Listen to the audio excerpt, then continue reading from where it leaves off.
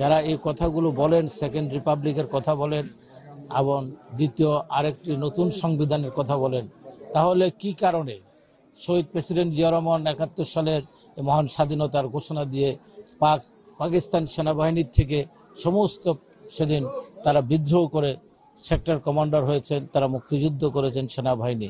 এই সেনাবাহিনী মুক্তিযুদ্ধের সেনাবাহিনী। তাই আমি বলতে চাই, যারা ৭১কে অস্বীকার করে, যারা ৩০ লক্ষ শহীদের রক্ত অস্বীকার করে, যারা নতুন করে এই গণঅভ্যুত্থানকে বিপ্লব বলে আরেকটি স্বাধীনতার ঘোষণা দিতে চান ৫ই আগস্টকে, তারা প্রকারান্তরে বাংলাদেশকে অস্বীকার করেন, বাংলাদেশের অস্তিত্বকে অস্বীকার করেন, বাংলাদেশের মুক্তিযুদ্ধকে অস্বীকার করেন। যারা মুক্তিযুদ্ধের ৭২-এর সংবিধানকে অস্বীকার করেন, তারা বাংলাদেশের নাগরিক হওয়ার যোগ্য নয়। অতএব এদেরকে ভোট চাওয়ারও কোনো অধিকার নেই। এবং পিআর পদ্ধতির মাধ্যমে যারা আজকে বিশৃঙ্খলা সৃষ্টি করে দেশের নির্বাচনকে ব্যাহত করতে চান, তারা প্রকারান্তরে আরেকটি কোনো দেশের এজেন্ডা বাস্তবায়ন করতে চায়। অতএব বাংলাদেশে যদি নির্বাচন না হয়, বাংলাদেশের কোনো উন্নয়ন হবে না, বাংলাদেশের স্বাধীনতার সার্বভৌমত্ব থাকবে না। আপনারা সাংবাদিক মানুষ, আপনারা আমার চেয়ে তো ভালো জানেন, ভূ রাজনীতির কারণে বাংলাদেশ আজকে একটা কঠিন সংকটের মুখে।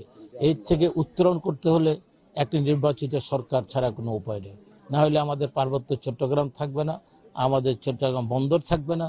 বাংলাদেশের গার্মেন্টস ইতিমধ্যে ২৪ লক্ষ শ্রমিক বেকার হয়েছেন গত এক বছরে। এটা যদি আরও থাকে, তাহলে আমাদের অবস্থা একসময় শ্রীলঙ্কার গৃহযুদ্ধের কারণে আমাদের দেশে গার্মেন্টস জিয়া রহমান নিয়ে এসেছিলেন। তো অতএব আমাদের অবস্থা আফগানের মতো হবে, আমাদের অবস্থা সিরিয়া অবস্থা হবে, আমাদের অবস্থা ইরাকের মতো হবে।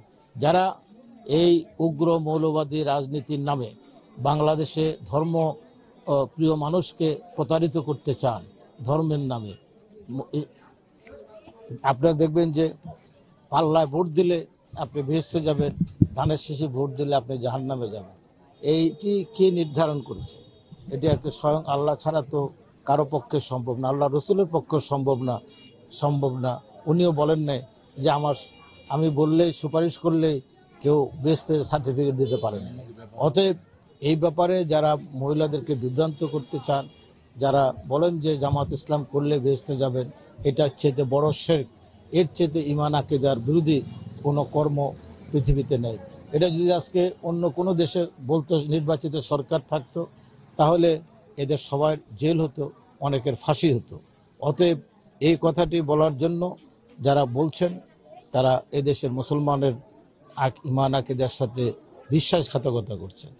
আমি এই জন্য বলতে চাই, আবারও বলতে চাই, যারা ৭১কে স্বীকার করে না, যারা ৩০ লক্ষ শহীদের রক্ত স্বীকার করে না, যারা ৭২-এর সংবিধান স্বীকার করে না, তারা বাংলাদেশের নাগরিক হওয়ার তাদের কোনো অধিকার নেই, ভোট চাওয়ার অধিকার নেই, এবং ভোটে দাঁড়ানোরও কোনো অধিকার নেই।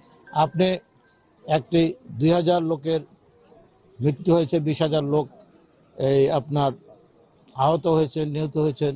আমরা ১৭ বছর আন্দোলন করেছি, জুলাই এই ৩৬ দিনে ২০,০০০ লোক গুলিবিদ্ধ হয়েছে।